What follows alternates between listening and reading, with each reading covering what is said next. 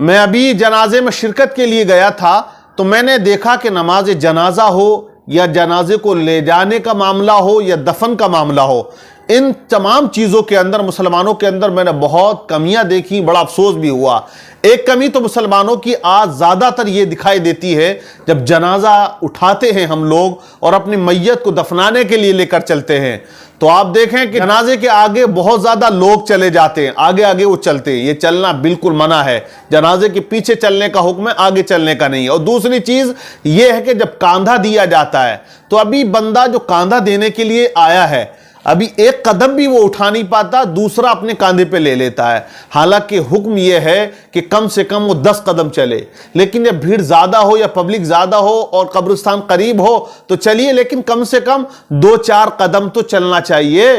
وہ کاندھے پہ رکھتا ہے، فوراً لے لیا جاتا ہے۔ یہ بھی میں نے ایک بات نوٹ کی ہے، اب جنازہ جب چل رہا ہو تو کلمہ شریف پڑھنا چاہیے، درود پاک کا ورد ہو، کلمہ شریف کا ورد ہو، لیکن جنازے کے پیچھے لوگ دنیاوی باتیں کیا کرتے ہیں۔ آپ اندازہ لگائیں کہ لوگوں کے دلوں میں دنیا کتنی فٹ ہو چکی ہے، یعنی جنازہ آگے چل رہا اور پیچھے یہ کھیت و کھلیان اور کاروبار اور راجنیتی پہ چرچا کر رہا ہے۔ لیکن جنازہ وہاں پہنچا جہاں نماز جنازہ پڑھنی ہے تو مسلمانوں کے 2 گروپ ہو جاتے ہیں، ایک وہ ہوتے ہیں جو نماز جنازہ پڑھتے ہیں، ایک وہ ہوتے ہیں جو نماز جنازہ نہیں پڑھتے۔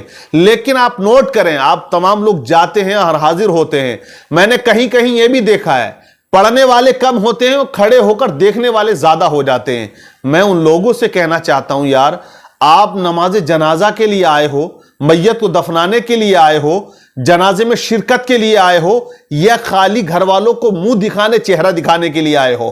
ایسے بہت سے لوگ ہیں کہ جو کھڑے ہو جاتے ہیں۔ شرم آنی چاہیے کہ تم مسلمان کے گھر میں پیدا ہو کر نماز جنازہ یاد نہیں کر پائے۔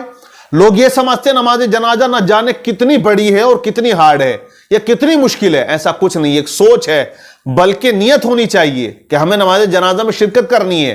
اور بہت سے لوگ کہتے ہیں کہ میں ناپاک ہوں، ناپاکی کی حالت میں تو جنازے میں شرکت کرنے کیسے آ گیا؟ یہ تو بہت زیادہ شرم کی بات ہے۔ کپڑے خراب ہیں، یہ بڑی شرم کی بات ہے۔ تو نماز جنازہ پڑھنی چاہیے۔ جب 2 گروپ ہوتے تو افسوس ہوتا، کھڑے ہو جاتے۔ بڑے بڑے بزرگوں کو میں نے دیکھا وہ کھڑے ہو کر ٹکٹکی باندھ کے دیکھتے ہیں۔ کیوں آئے ہو بھیا میت میں؟ روٹی و بوٹی کھانے آئے ہو کہ بریانی ملے گی، اچھی بوٹیاں ملیں گی تو اڑائیں گے ان کو، اچھا کھانا ملے گا تو کھائیں گے اس کو؟ نہیں، آپ رشتہ داری نبھائے ہیں تو میت کا بھی کچھ حق ہوتا ہے۔ میت کا حق یہی ہے کہ آپ نماز جنازہ پڑھو، آپ میت کو کاندھا دو، آپ اس کو مٹی دو، یہ میت کا حق ہے۔ حالانکہ نماز جنازہ فرض کفایہ ہے، 2-4 لوگ بھی پڑھ لیں تو سب بری ذمہ ہے۔ لیکن یہ بھی تو ہے، اگر کوئی نیک انسان کسی گناہگار کی نماز جنازہ پڑھے تو اللہ اس کی برکت سے اس کی مغفرت فرما دیتا ہے، اور اگر پڑھنے والا نیکوکار ہے تو پڑھنے والوں کی مغفرت ہو جایا کرتی ہے۔ تو فائدہ دونوں طرف سے ہے، بینیفٹ ملتا ہے۔ یہ مسلمانوں کے لیے ایک انعام ہے اور ہم اس کو چھوڑ دیتے ہیں۔ تو میں بتاؤں، نماز جنازہ کوئی مشکل امر نہیں ہے، بہت دشوار نہیں ہے۔ اگر آپ کو یاد نہیں ہے تو آپ پوچھ لیں، سیکھ لیں۔ اور آپ کو کیا یاد نہیں ہے یار؟ مجھے تعجب یہ کہ یاد کیا چیز نہیں ہے؟ کیا ثنا یاد نہیں ہے؟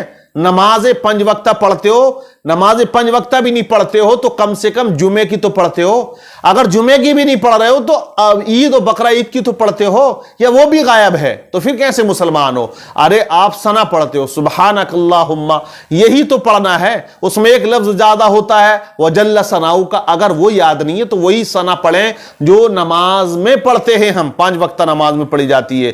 اور اس کے بعد درود پاک، اس میں کچھ زائد الفاظ ہیں، اگر وہ یاد نہیں ہے تو وہی درود ابراہیم پڑھو جو ہم نماز میں پڑھتے ہیں بیٹھ کر، اللہم صلی علی محمد وعلی آل محمد، وہی درود ابراہیم پڑھ دو۔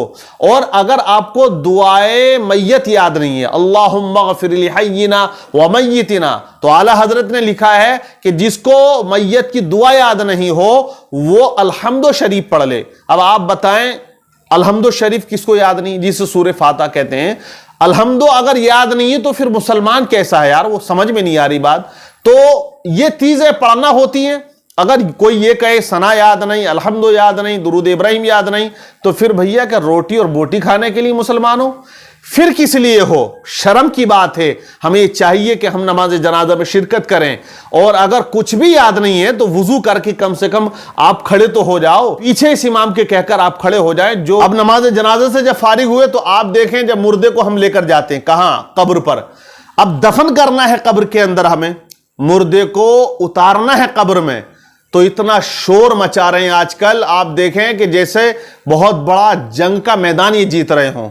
मुर्दे को कब्र में उतारने के लिए इतने मुखिया और इतने ठेकेदार खड़े होते हैं वहां पर। ज्यादातर उनमें कुछ वो लोग भी होते हैं जो पॉलिटिकल होते हैं, वो कब्र पे जाके शोर शराबा करते हैं ताकि तमाम लोग देख लें कि हाँ हम मौजूद आ गए हैं, प्रधान जी आ गए, नेताजी आ गए, मंत्री जी आ गए, विधायक जी आ गए हैं। ऐसे भी कुछ लोग होते हैं जो शोर शराबा करते हैं। तो कब्र में जब मुर्दे को उतारते हैं तो दुआ याद नहीं होती, बिस्मिल्लाह व अला मिल्लति रसूलिल्लाह पढ़ना चाहिए, लेकिन वहां शोर शराबा, उधर से खींच इधर से खींच, इधर ऐसे उतारो वैसे उतारो, ये तूफान बदतमीजी मुझे देखकर बड़ा अफसोस हुआ। तो मुसलमानों को चाहिए कि इन चीजों को नोट करें और उस पर अमल करने की भी कोशिश करें।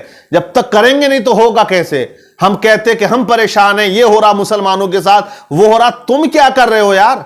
हम कहते भाजपा ने ये कर दिया, मंत्री जी ने ये कर दिया, मुख्यमंत्री जी ने ये कर दिया, मोदी ने ये कर दिया, योगी ने ये कर दिया।